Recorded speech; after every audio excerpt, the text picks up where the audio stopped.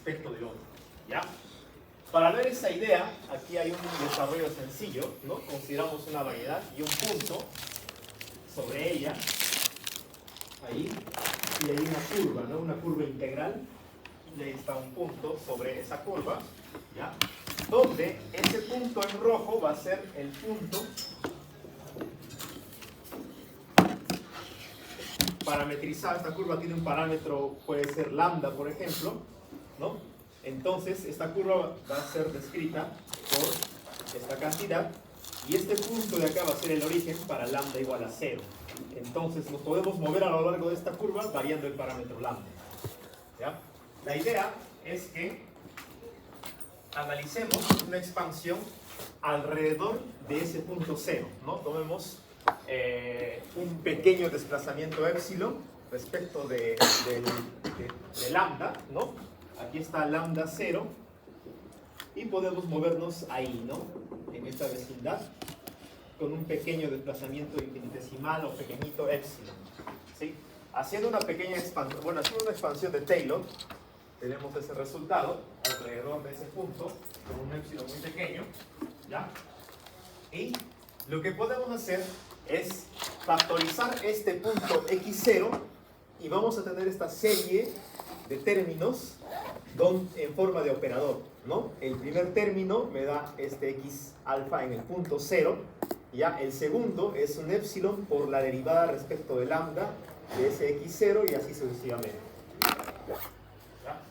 De esa forma, lo que quiero es lo siguiente, quiero encontrar de manera, o sea, si yo estoy en este punto, x alfa es 0, quiero saber cómo moverme de ese punto a este punto, ¿ya? Aplicándole alguna especie de operador. Un operador o una operación a x alfa. En 0, ¿para qué? Para que yo me encuentre en x alfa a una distancia épsilon, ¿ya? Algo así quiero obtener. Quiero entender que el desplazamiento a lo largo de una curva puede ser entendido como un operador golpeando a digamos, posición inicial para que me dé esta posición final. ¿Ya? Por eso es que lo construyo de esa manera. Hago una expansión y factorizo la derivada para que me dé ese término. ¿No?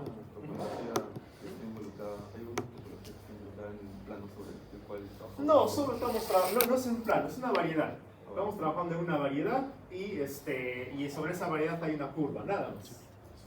Solo eso nada más. ¿Ya? Ahora, esta sucesión de operaciones lo podemos escribir de esta forma, como una suma infinita de n0 hasta infinito de cada uno de estos operadores. ¿Ya? Aquí me parece que le falta un n, se ve, ¿no? Aquí le falta un n para que me dé a la 0 el primero, a la 1 el segundo, al cuadrado y así sucesivamente los demás términos. Aquí lo corrigen con un n. ¿Ya? Eso. Y ese término de acá, pues esta serie de ahí no es más que la función exponencial. Y tal cual como habíamos dicho, podemos entender eso, ¿no? Ahí está el operador e a la épsilon derivada de lambda de ese término. ¿Ya?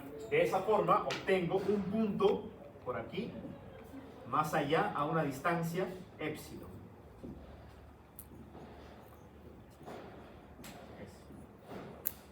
Ese es el resultado. Entonces puedo yo entender el movimiento a lo largo de una curva a partir de esta operación, ¿no?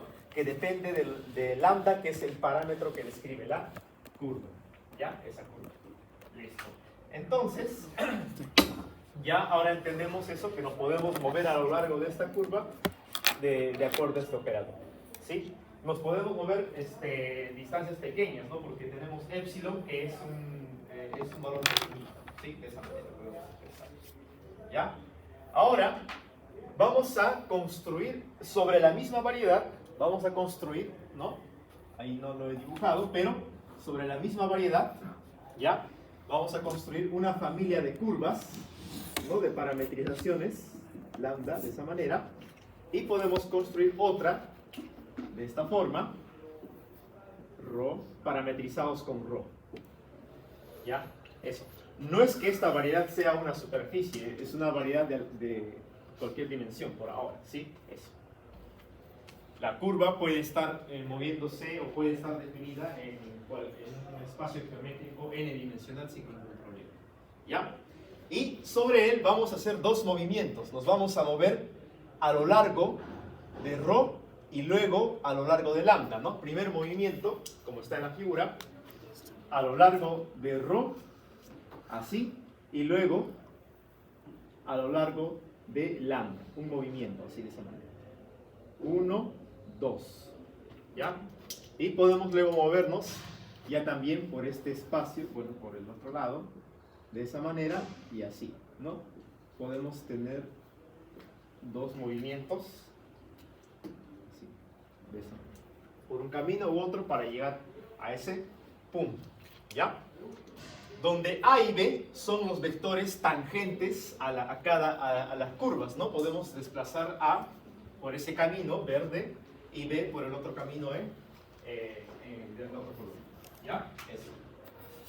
Entonces, como A y B son dos vectores tangentes, se pueden escribir de esa manera, ¿no? Entonces, A tiene su, bueno, vamos a obviar ese sombrerito, ¿no? Esta de acá. E alfa, entendemos que nos referimos a la base tangente, ¿no? Del espacio tangente, esa de ahí. ¿Ya?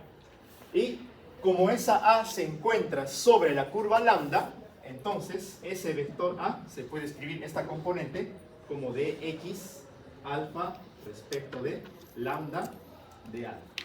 En nuestra notación, o con E o con la base diferencial, sin ningún problema, ¿sí? Notamos que nos conviene usar la base diferencial para transformar, ¿cierto? Pero cuando no transformamos, no hay ningún problema en usar uno u otro, ¿sí? Eso. Bien. Y ahí está la forma de escribir A. ¿Eso por qué? Porque A se mueve sobre esta curva, ¿no? Es de forma tangencial. Eso. Y de la misma forma podemos construir el B, ¿no? Que es el flujo sobre la curva. ¿Ya? Eso. Ahí está el B. De la misma manera, podemos construir un B que se escribe de esa forma, ¿ya? Donde ese término es la derivada de x alfa, pero respecto de ρ, el B. El B se va a mover por ρ y luego se va a mover por lambda, el A se mueve por lambda y luego por ρ, ¿no? ¿Ya? Ambos representan el campo de vectores que se van a mover a lo largo de lambda A, por ejemplo, a lo largo de lambda, y B a lo largo de ρ. ¿Sí?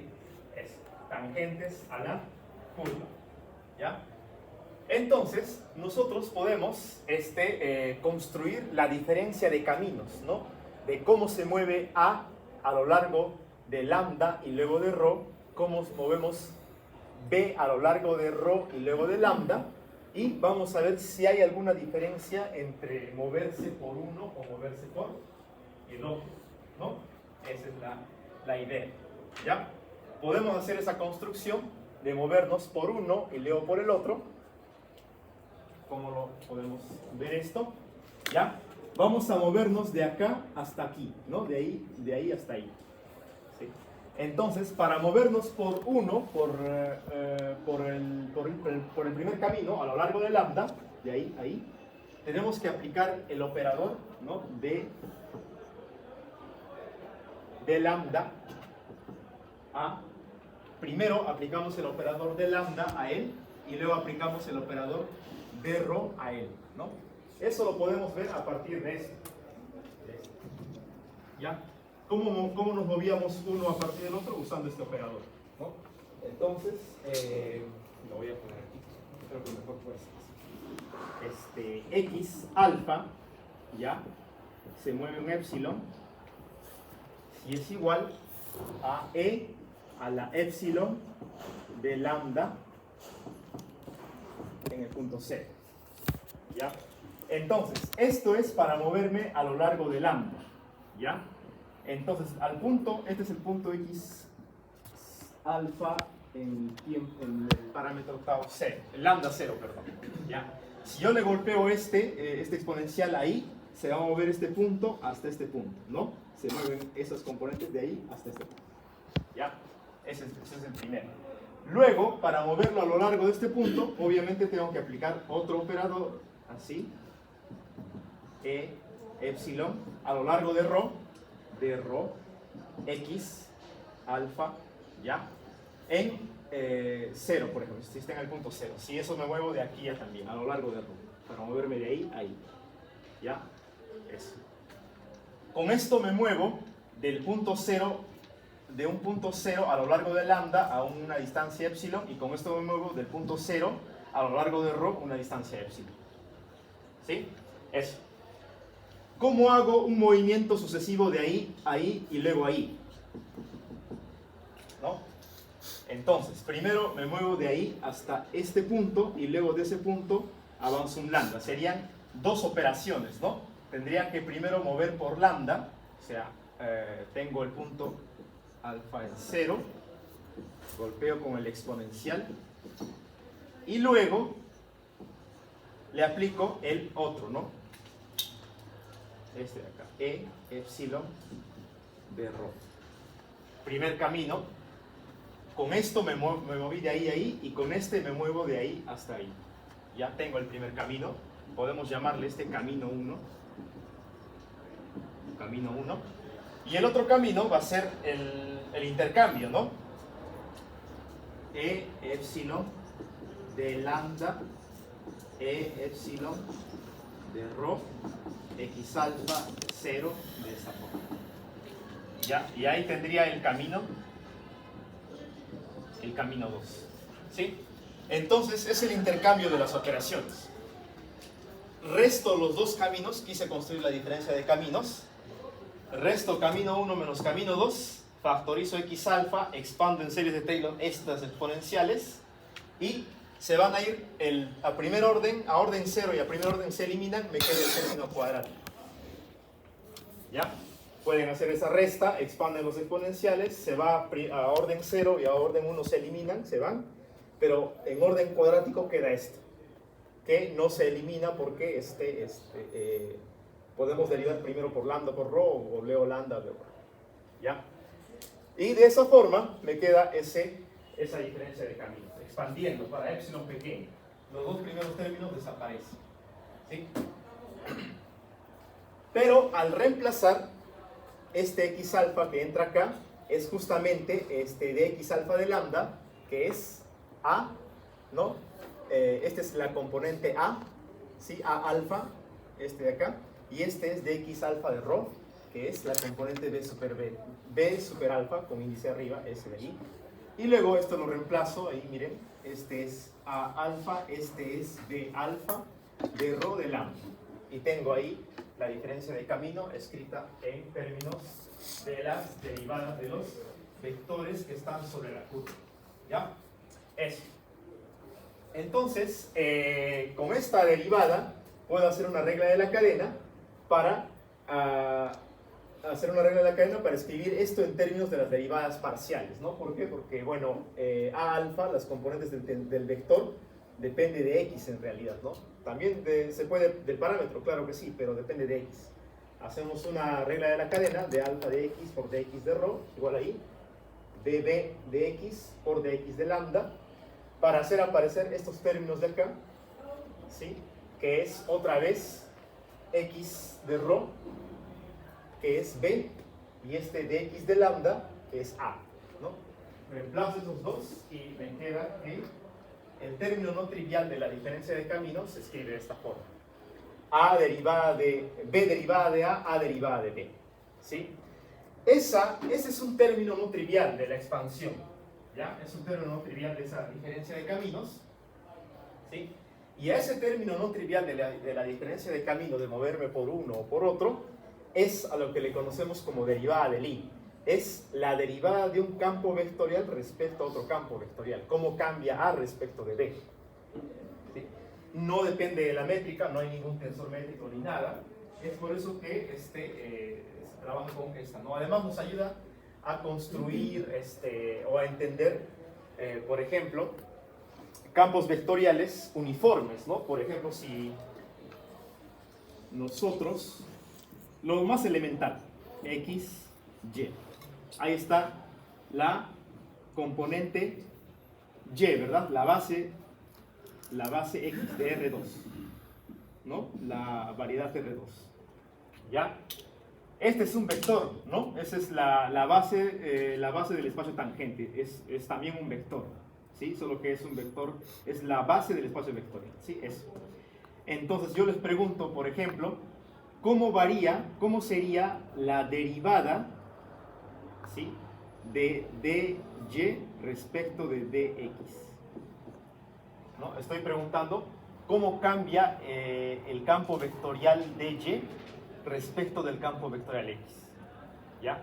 Se puede ver visualmente que si movemos dx, que es el vector unitario, ¿no?, a lo largo del eje x, a lo largo de dx, ¿cómo es dy? Nunca cambia, nunca gira, siempre se queda ahí. Eso debe darme seguramente 0, ¿ya? Esa es la idea de la derivada del i. ¿Cómo cambia este campo vectorial respecto de otro campo vectorial? ¿Sí? Vamos a ver ahí un ejemplo. Si tuviéramos, por ejemplo, un campo vectorial así, que es justamente del ejemplo. Ahí está un campo vectorial B. Y tenemos un campo vectorial A de esta manera. Y luego va levantándose. Y luego va levantándose. ¿Cómo varía A respecto de B? O sea, ¿cuál es la derivada del I del campo vectorial A respecto del campo vectorial B? Y esto va a ser diferente de 0. Porque a medida que A se mueve a lo largo de B, va cambiando su dirección. ¿Ya? Para eso va a servir la derivada del I, para que nos diga justamente cómo cambia un campo vectorial respecto del otro. La diferencia de camino es la derivada del I. Es una construcción geométrica de cómo entender la derivada del I. En realidad lo que pasó es que estábamos preguntando, cuando nos movemos, por ejemplo, por el camino 1, así, ya, estamos viendo cómo movemos A lo largo de esa línea y luego cómo A va cambiando respecto de B, porque este es B, ¿no? Cómo se mueve A, porque B también, como vive en esta curva ρ, se puede entender de cómo cambia A cuando ρ se va moviendo a lo largo de esa curva. Entonces no es lo mismo, ¿no? Porque cuando A se mueve a lo largo de esa curva, respecto de B va a cambiar. Cuando B lo muevo a lo largo de la otra curva, respecto de A va a cambiar. Hay un cambio, no es lo mismo, es igual acá también, ¿no? Si yo muevo, ¿cómo será la derivada de B respecto de A? ¿Sí? ¿Cómo se va moviendo B respecto de A? Esa sería otra perspectiva. Y va a ser distinto, ¿no? Aquí se ve fácilmente cómo cambia A respecto de B. Pero de B respecto de A, bueno, ya no se ve tan bien, pero igual cambia, ¿no? No es igual. Sí, tiene otro valor. ¿Ya? Así que la derivada del I también, el orden importa, ¿no? La derivada de quién respecto de quién, eso importa. ¿Ya?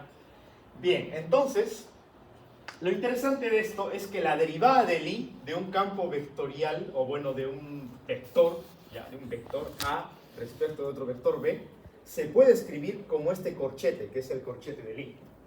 ¿Ya? Y es ahí donde la base diferencial nos va a ayudar a obtener las derivadas del I de objetos más complicados. Porque yo, por ejemplo, estuve por buenos años trabajando con la fórmula de la derivada del I como tal, pero con la base diferencial es mucho más fácil. No hay que recordar la fórmula, podemos construirlo, ¿ya? Y eso es lo que vamos a ver ahora, ¿sí? Entonces, la derivada del I de un campo vectorial A respecto de B se escribe BA, ¿no? Así. BA, ¿no? Donde sea M una variedad, ¿ya? Equipada con una carta local, ¿sí? Y la base del espacio tangente, que lo conocemos de esta manera, y entonces tenemos que A, B pertenecen al espacio tangente de la variedad. Por ende, podemos expresar A como de esa manera, y por supuesto a B, B, podemos poner otro índice de esta forma, ¿no?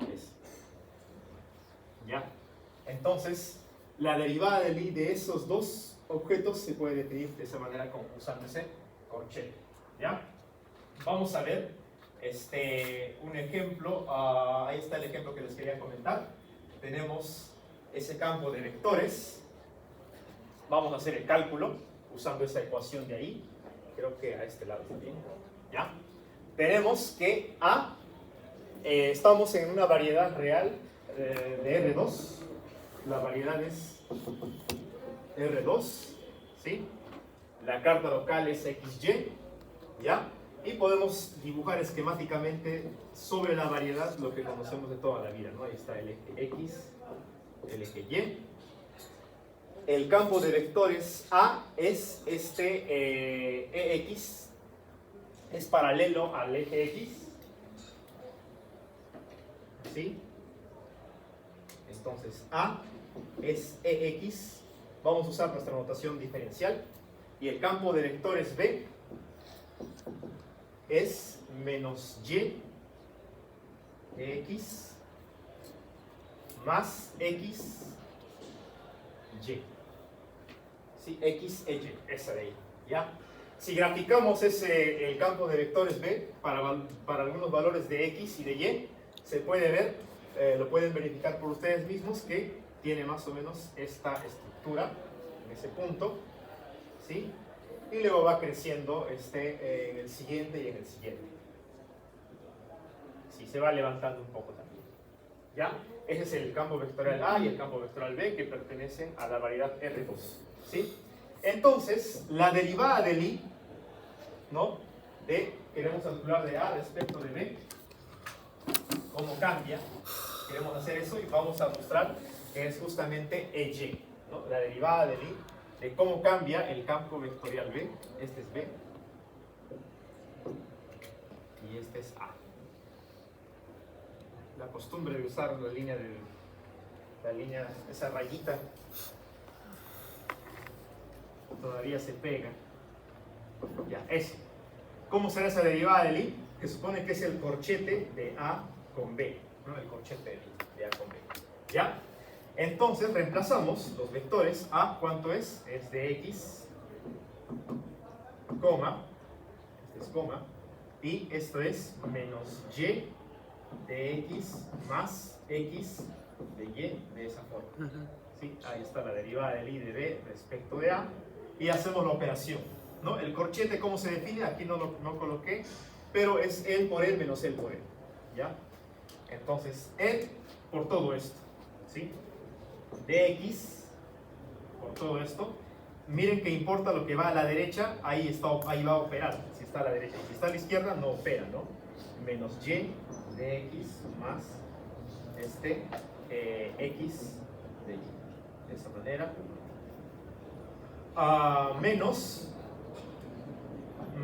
Y más X de Y a L, ¿no? Así. L por L menos L por L, así en ese orden. ¿Ya? Y ahí vamos a introducir este operador a cada uno de ellos, ¿no? En este caso, como Y no depende de X, me quedaría menos Y, y aquí me quedaría segunda derivada de X, ¿no? L con L. Luego L y L, aquí sí, ¿no? Ahí un producto. Derivada de X, derivada parcial, ¿no? Me queda la componente de Y. Más, ya también, X queda libre y L por L me queda la segunda derivada de X respecto de Y, ¿no? Esto, solo por si acaso, XY es solamente esta, ¿no? Es segunda de X de Y. Eso. Ahora menos. Y ahora él va a ingresar. Menos Y, y ahí me quedaría segunda de X, él con él. Más X, segunda YX. Con ese menos, esto me queda positivo. Y este me queda menos X, segunda YX, ¿no? Y ahí, este término con él se van. Luego, ¿cuál más? Me queda él con él y me queda de Y. Entonces, la derivada del I, ¿cuánto me queda? Ahí, en resumen, la derivada del I del campo vectorial A respecto del campo vectorial B es justamente esta, ¿no? O como está ahí, el EY. ¿Ya? Entonces, ¿qué nos está diciendo? Que B respecto de A se está levantando en la dirección Y. Eso. ¿Sí? Esa es la idea de la derivada de I. Ya, operacionalmente, en un caso específico entre dos. Entonces, vamos a calcular el caso general, claro que sí. ¿Ya? Entonces, es muy importante porque, bueno, en fluidos, por ejemplo, si un campo de vectores de velocidad se comporta bien respecto de otro, pues puedo tener información, ¿no? En fluidos se puede utilizar bastante eso. ¿Ya? Sean X, A, B que pertenecen al tangent bundle, ¿no? Al campo vectorial total sobre una variedad, podemos nosotros definir. Sí, adelante. Para el segundo término, ¿no? Esta. Ajá, en esa línea, el segundo término de Y.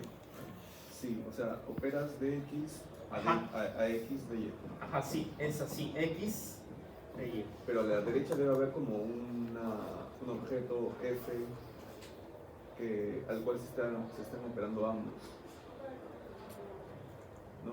O sea... Pero a este te refieres, ¿sí o no? Sí. Ya. A él, cuando lo derivas a él, me queda este. Sí. Más este, así. ¿Qué te parece? Que es justamente este. Como si te fuera una función. Sí. Es de un producto. Sí, sí. Ah, sí. ¿Cuál es la interpretación, digamos, geométrica del... O sea, digamos, si es que me hubiera salido dy dx. Claro, claro, si saldría aquí dx, está diciendo de que b respecto de a cambia a lo largo del eje x. Claro, pero digo, si es que hubiera salido dx dy, o sea, el producto, ¿cuál sería su interpretación? El producto. O sea, ¿te refieres a esto así? No, o sea, en la LBA, como lo tienes arriba, pero que hubiera salido dy por dx. Así. dy Por dx, digamos. dx, así. Ajá, el cruzado, o sea, ¿cuál es la interpretación de...? No va a salir cruzado. No sale cruzado, lo vamos a ver. Es una buena pregunta. Y tampoco la derivada de Justamente segundo esos orden. términos cruzados, solo perdóname, Dale. desaparecen por la anticonmutación. Ya. Y porque además, bueno, claro, es esto, ¿no? Si es continua, diferenciable, cualquier función podemos... Y digamos, si hubiera sido dx dx o dy dy, o sea, el cuadrado. Cuadrado sería x acá. No aparece.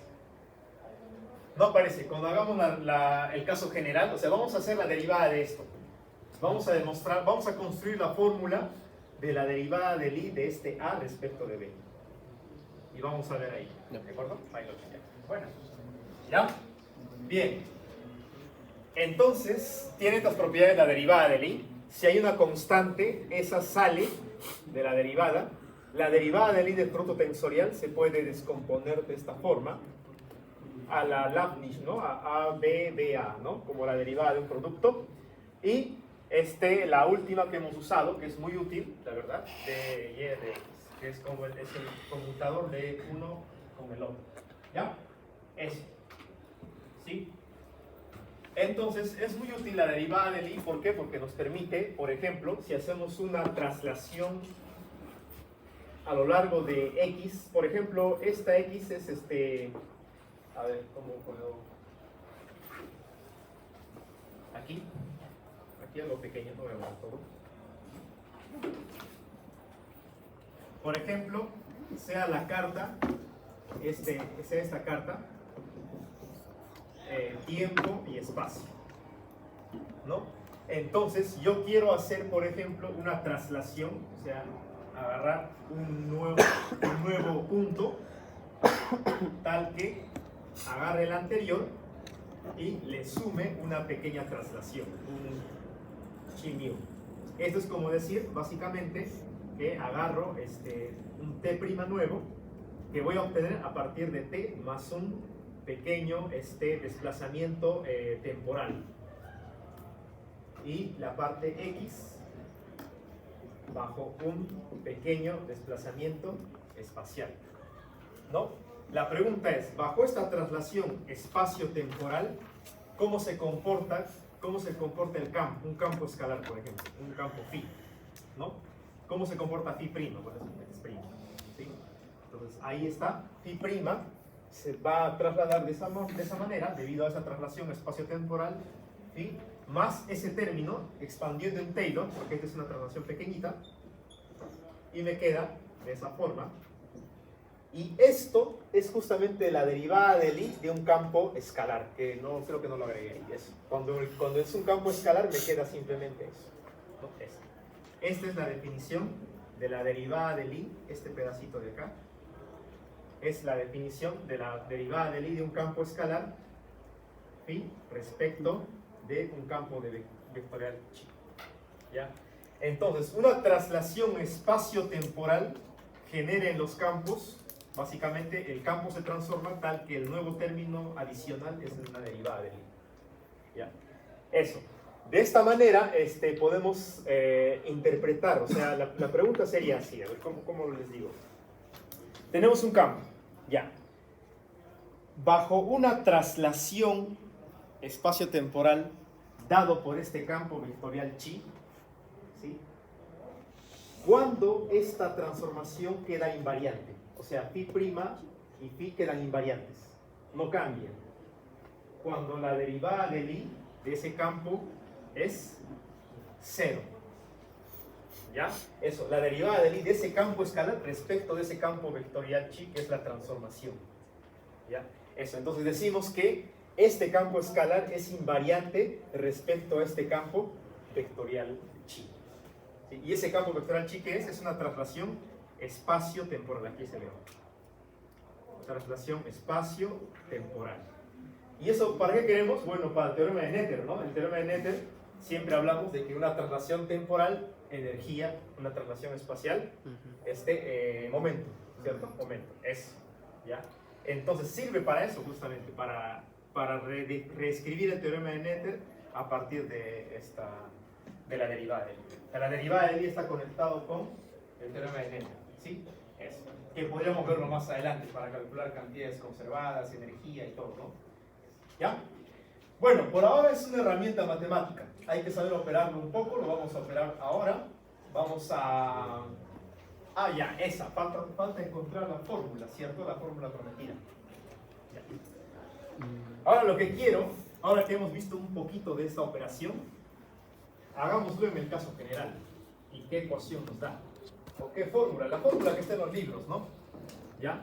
Entonces, tenemos este caso general, ¿ya? Y quiero construir la derivada de Lie de A respecto de B, que se supone que es el corchete de B con A, ¿ya? ¿Y cuánto es B? Es este de acá, B, beta, punto y coma, y A es el A alfa de alfa. Sí. ¿Ya? Y hagamos el corchete, bueno, punto y coma. Hagamos el corchete, él por él, me quedaría B, beta, de beta, ¿no? Y ahí opera en todo, ¿no? De esa forma, ¿ya? Menos él ya también adelante y él atrás, ¿no? A, alfa, y B, beta, beta, de esa forma. Y ahí continuamos con la derivada de Lie. ¿No? Expandimos esta derivada, tenemos B, beta, vamos a analizar lo que nos preguntó David, sería la derivada de beta respecto de beta de alfa, ¿sí? Y ahí me queda ese término, alfa, estoy ahí, luego más B, beta, A, alfa, y me quedaría la derivada de beta y, bueno, segunda derivada, beta alfa, ¿no? Sí. Estoy derivando, sale y el come, ¿ya? Vamos al siguiente, menos, ¿Alfa, beta, no? aquí, beta alfa. Beta alfa, beta y A alfa. Sí, creo que está bien. Por ahí. ¿sí? Sí, sí. La derivada de un producto. Dos términos, correcto. Aquí, de alfa, Ah, mira. ahí de está. beta, así lo cerramos, de el primero, en beta, menos a alfa, b, beta, segunda, alfa, beta, el con L. Y justamente los términos cruzados, como Alfa, beta, el alfa. y el, desaparecen, ¿no? Se desaparecen esos términos cruzados y nos queda como debería quedarnos, ¿no? Como una base, porque estos son la base, ¿no? La base diferencial, la base del espacio tangente. Entonces, estos desaparecen, ¿ya? Estos son números, se cambia el orden, no hay ningún problema y me queda la fórmula que está, bueno, nos falta un detalle pequeño, pero va a quedar como lo que está en los libros y así. Beta a alfa, de alfa, menos a alfa, de alfa, de beta, y ahí está el beta. Ahora, para que quede como queremos, ¿ya? ¿Sí? Se dan cuenta, cuando hicimos el cálculo acá, bueno, aquí el que borré, operé dos vectores, ¿ya? ¿Qué resultado me dio? Otro vector. Debería quedarme un vector acá, ¿sí? Otro vector del espacio tangente. Entonces, ¿cómo es un vector del espacio tangente? Es algo con este, ¿no? Con algún índice μ, digamos, ¿ya? Esto tengo que darle esta forma. Así que debo buscar la forma de factorizar estos dos, que son la base. Pero no puedo, ¿por qué? Porque está con alfa y beta, tengo que hacer algo, ¿no? Lo natural es, por ejemplo, vamos a escoger alfa, este beta le vamos a llamar alfa y esta alfa le vamos a llamar beta. Es decir, esta va a ser beta, beta, cambio esta suma, aquí es una suma, esta es muda, y este es b alfa, de alfa, de esa manera, ¿ya? Y ahora sí pueden ver que podemos nosotros factorizar ellos dos, ¿no? Eso se copia tal cual y me va a quedar como yo quiero, ¿no? Tendríamos b beta de beta a alfa menos a beta de beta de alfa y puedo factorizar esto.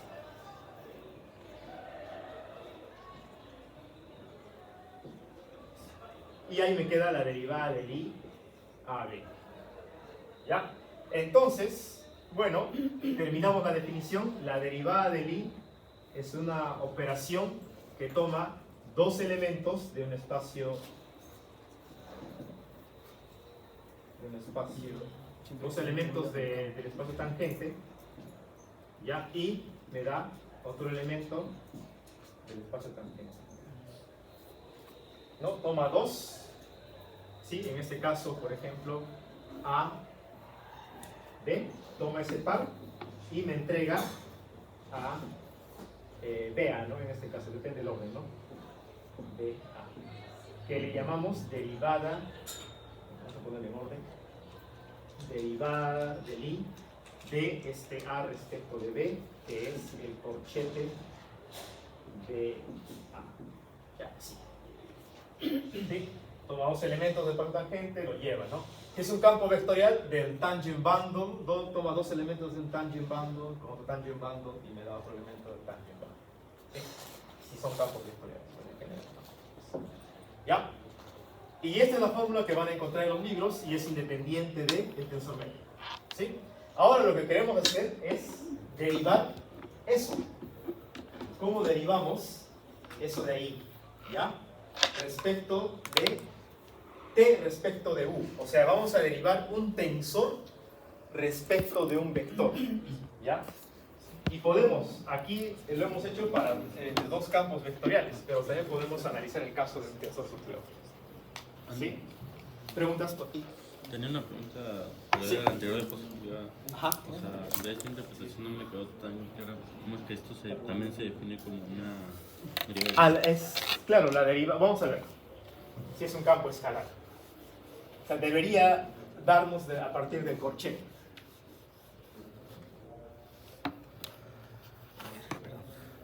Entonces sería la derivada del I. Me daba del campo escalar respecto de un campo vectorial E, ¿no? ¿Qué sería esto con esto? Y como este es un campo vectorial, entonces sería así, así, coma, phi, que es un campo escalar. El con él me quedaría así. Pero no habría el otro. Claro, el otro sería menos phi a b. No tendría sentido definirlo. Por eso ya ve. Por eso es que lo definen de forma, o sea, si miran alguna bibliografía, recuerdo que esto lo definen directamente así, como esto. Mu de phi. Como una definición. De esa forma, porque si aplicamos el corchete me queda esta cosa medio extraña que no tiene sentido, ¿no? Ya nos queda esto que digamos que no tiene interpretación. ¿Por qué no tiene interpretación? Bueno, sí, pues no sabría cómo justificar ese término. Por eso lo definen directamente. Igual, si tengo otra cosa, yo busco, chicos, ya para la siguiente, para darles algo más de esto. Yo lo vi como definición, porque es extraño, pero funciona el corchete. Bien, tenemos ese tensor que está en R2, no lo he borrado, bueno, está en R2, ¿ya? Y un vector U que se define de esa manera, ¿ya? Entonces, queremos calcular la derivada del I de t respecto de U, ¿ya? Y ese corchete nos va a salvar la vida. Ya, vamos ahí, 3. De esa forma. Y luego tenemos 3x. Ahí está ese tensor. Menos 2y. Estamos sobre una variedad de R2 de Y. Primero ganamos confianza con un ejemplo pequeño y luego hacemos la derivada de un tensor T de orden 2 de 0,2 respecto de U. ¿Ya?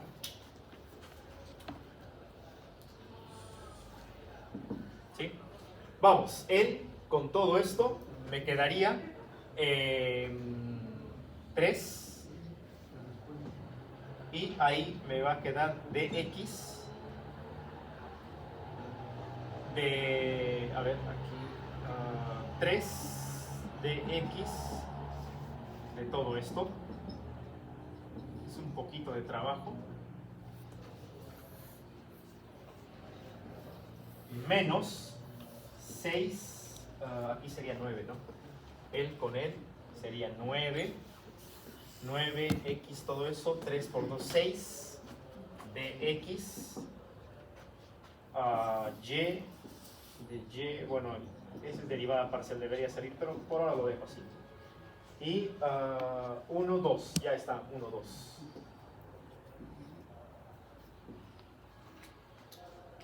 Menos el intercambio, todo esto con el otro, ¿ya? ¿Qué me daría todo esto con el otro? Vamos a comenzar con este primero. 3x de x, producto tensorial, con el otro, aplicando a 3 de x. De esa manera. Menos 2y de y con 3 de x. De esa forma. Primero por el segundo, menos todo lo de la derecha, por ya también al lado izquierdo el primero, ¿no? Ven cómo todo esto va ahí y luego él por atrás golpea. Y ahí tenemos eso.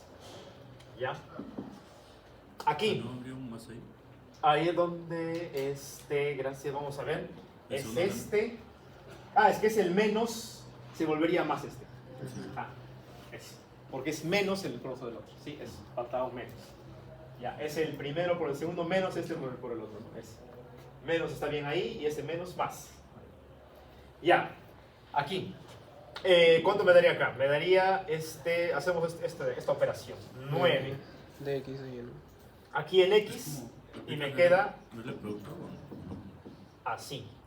El Que esa primero. ya es la base. ¿No? Solo él, ¿ya? Más, luego 9, X, No, sí. y operamos acá. Operamos Adentro. en la base del Ah, mira. del espacio tensor, de la parte tensorial. 9X, ¿ya? Operamos uno con el primero y luego el primero con el otro. ¿Sí? Pero voy a hacerlo así, de X, y así. Luego acá me quedaría menos, el Y no depende de X, sale, en realidad es el derivado parcial, pero me queda 6Y, ¿sí? Y me quedaría X, Y, de esa forma. Y ahí me quedan 9, y aquí no hay nada, ¿no? Vean, me quedaría 3, 9X, y aquí me queda DX, Y, así.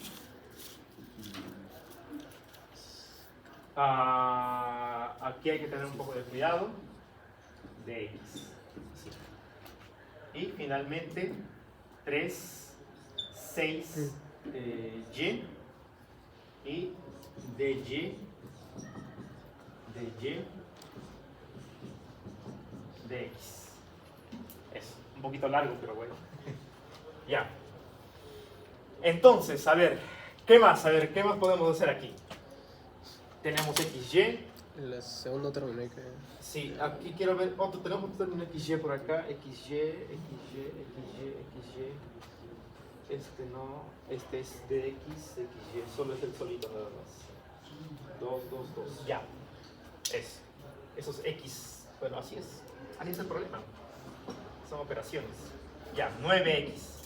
Tenemos esto. ¿Ya? Operamos. Pero, ¿qué déjenme ver una cosa? Si operamos.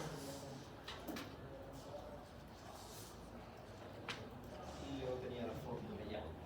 Luego vamos a demostrar este caso, el caso general, que está incompleto porque le falta su vector unitario afuera.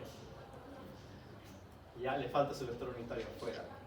Sigma beta, alfa beta. Sigma, este sigma se elimina y me queda alfa beta, ¿correcto? Sigma, alfa beta. Entonces me queda alfa y beta. Entonces me queda alfa y beta, esos dos de ahí. El 6 y el de allá. 9. Esos dos. Ese me quedaría en segunda. Él opera él, y luego lo opera él, y él opera, y eso entra en cada uno de ellos. Aquí habrían dos. Se van a eliminar. Aquí habrían 2 también. Va a entrar él, y luego va a entrar a él. Y. Entra él y entra él, se eliminan. Eso, entonces ahí, miren, así me quedaría esto, X segunda, ya, tensor, Y, más X en Y, para el primero, lo voy a juntar con él de una vez, menos 9X, Ahí cuadrado en Y. L. Ajá. Aquí. No. Es cuadrado en XY. XY. Así, sí, gracias. Cuadrado en XY. Eso. Y ahí me va a quedar en YX y no pasa eso. Pero ahí no me gusta segunda en X. Claro, sí, está bien. Y luego acá, igual. ¿No? Tendríamos cuadrado en X. En cada uno de ellos y dx cuadrado en yx con él. Dos términos que justamente ellos dos XY o YX en las derivadas, no el orden del producto tensorial, pero sí en el orden de la derivada, ¿no? Son iguales. O sea, cuando tienes un producto ahí tensorial de 2, operas sobre ese de X como si fuese una Como si derivada. fueran, ajá. Y se van a eliminar, como lo que pasaba en el cálculo, en el cálculo cuando restábamos, los términos raros desaparecen y me queda algo que tiene sentido. ¿Sí? Y miren, dx cuadrado, y dx cuadrado, sí, pues la misma, ¿no? Y se eliminan los dos, ¿ya? Entonces puede ver que él y él se eliminan, que son básicamente él y él, y pueden demostrar que él con él también, ¿ya? Segunda en xy, y y dy, producto tensorial xy, igual aquí, él y los, y se elimina. YX. Ajá. Y el resultado me quedaría este de acá, t respecto de u, 9 dx de y, así. ¿Ya? Entonces, ¿cómo cambia el tensor, ese tensor de y respecto de x? Bueno, nos dice que cambia de esta manera, ¿no? En ese espacio xy. ¿Ya? Batería. Un poco más complicado de interpretar porque ya estamos en un paso tensorial, ¿no? Pero bueno, tenemos esa operación. Esa ecuación de allá. Yo voy a hacer esta y yo espero que ustedes